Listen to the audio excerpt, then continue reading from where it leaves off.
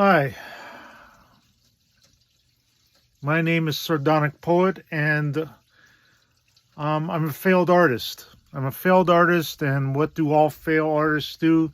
They become critics. Now, you could be a critic for entertainment value, so that you become known for criticizing other people in maybe humorous or mean ways. I don't want to be that type of critic, okay? To criticize others is to take seriously your art, and I can't take my art seriously anymore, even though it served the purpose of me overcoming psychosis over a period of 9 years.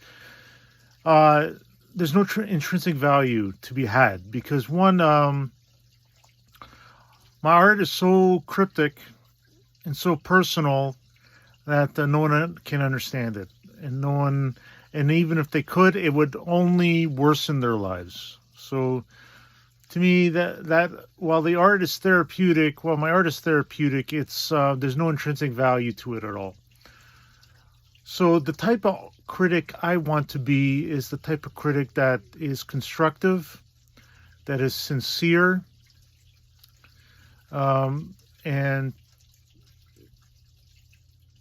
I want to help people not waste their time. I want to help people not to irritate the people around them. I want to help people to not isolate themselves from people that invest in misery, invest in your misery as an artist, as a failed artist. So I want to talk about the angry video game nerd. Now, I've watched this stuff from nearly the beginning. And maybe I want to take a different angle at this, and I could take all the time I want because I'm a critic. This is not the type of criticism that's here to entertain. It's here to educate. And if education doesn't have any intrinsic value to you, you can just, you know what to do. So the angry video game nerd. I don't have anything really planned. I'm just going to go off the cuff. What can you say? He created a genre. He created his own genre. So not only did he create his own genre, he was the figurehead of the genre. And we all know this. There's nothing new. Okay, but what I'd like to maybe shed some light on that I don't think I've seen in terms of feedback is that the fans ultimately are responsible for the downfall of the angry video game nerd. It's the fans, not James Rolfe. Why do I say that? Well, you changed. The fans change. The artist can only evolve so far, or the metrics can paint a different picture where the growing sentiment may be negative, but if the numbers say otherwise, why change? Why change? So these two points of view start to create friction between the artist and the fandom. So then, in his case, the nostalgia was wearing thin because the material was getting more and more, or it was getting less and less therapeutic, because it's a finite resource. Nostalgia, it's a finite resource. People investigate new ways to reconstitute the nostalgia in creative and interesting ways, unique perspectives, and only an artist can do. But if your art is to entertain through nostalgia and through criticism, you invite yourself for criticism. As a failed artist, you are a critic. And as a critic, your art is up for grabs. So by all means, destroy my art. It would honor me if you destroy my art. It's shit. It's perfect cannon fodder I invite any critic to come and look at my YouTube channel, to look at my books, to look at my art, to look at my writing and say, this is garbage. And if you're the type of critic that wants to be entertaining, wants to tear at my character, That's fine. I mean, I don't. Who are you? Who are you? You're like me. Okay, you're just trying to feed yourself. Okay, and if I give you the means to feed yourself, by all means. Okay, this is not a personal thing. This is my ego is completely sanitized now. It is completely sanitized. I have no more delusion into opportunity and optimism. That's gone. Okay, all I can do now is take what I've learned and apply it to others in a constructive fashion. So with the AVGN, with the fans, it's like with all things, right? The fans are the ones that change, right? The fans change. They change as they evolve. And the change that occurs in the evolution is always trying to match up with nostalgia, to reconstitute the past, but time moves forward. So as time moves forward, you are morphing backwards into the past to keep in alignment with what made you whole, which was your childhood, which is sad. It's so sad that you have these grown man babies that have to surround themselves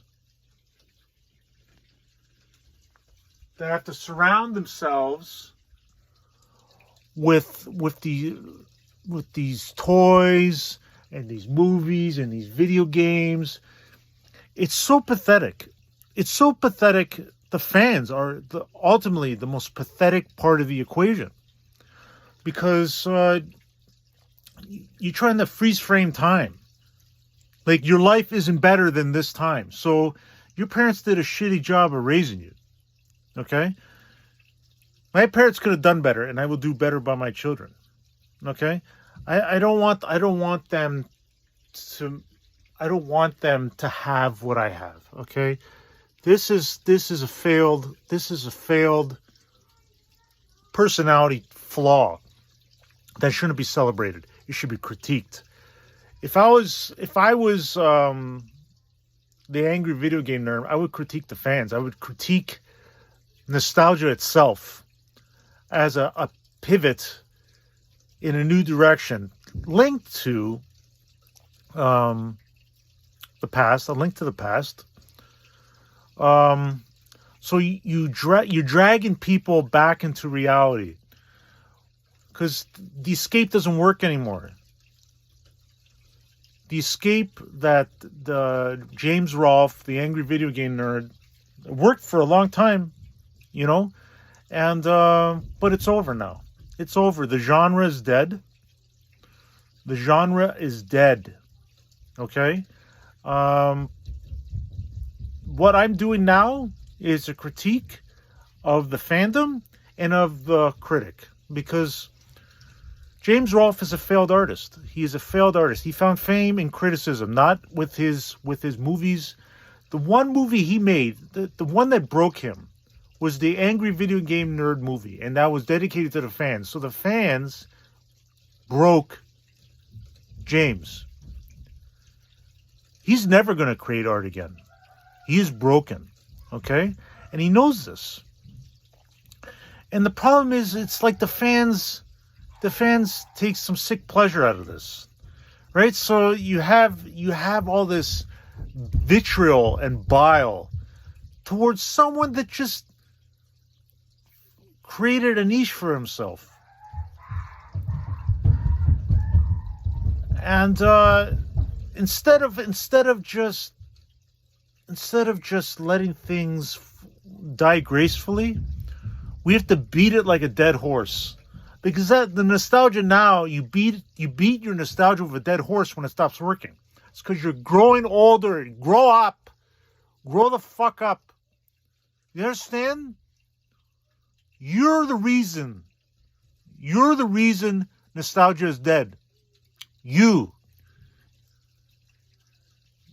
not Peter Pan, okay? You don't get younger as you grow old. As time passes, you grow older, okay? Your time is come and gone. It's time to focus on your children It's time to focus on your grandchildren. It's time to focus on family. It's time to focus on the next generation. And by that, you express deeply and honestly what not to do. And this here is what not to do. You know, I can't even imagine how much money I've spent on this and how much little money I will get in return. And I can only hope that my children, maybe there's some nostalgia to be had here. Last night I was watching Tremors on VHS with my daughter. She likes that movie. Most of the movies I've shown her, she thinks are boring. So there, I mean, you know what I'm saying? Like, my daughter's a burgeoning artist. And already she critiques art, right? And it's from a bygone time, and it's time to take a hint. Is that your nostalgia is boring? It doesn't work anymore. No one cares. Okay, it doesn't work. Time to move on. Make new memories. So when time wears on, say, hey, think fondly of nostalgia that's fresh. Think of nostalgia, new nostalgia. You have kids, you're creating new nostalgia with your kids. That's what you're going to look fondly on years from now when they grow up. Okay?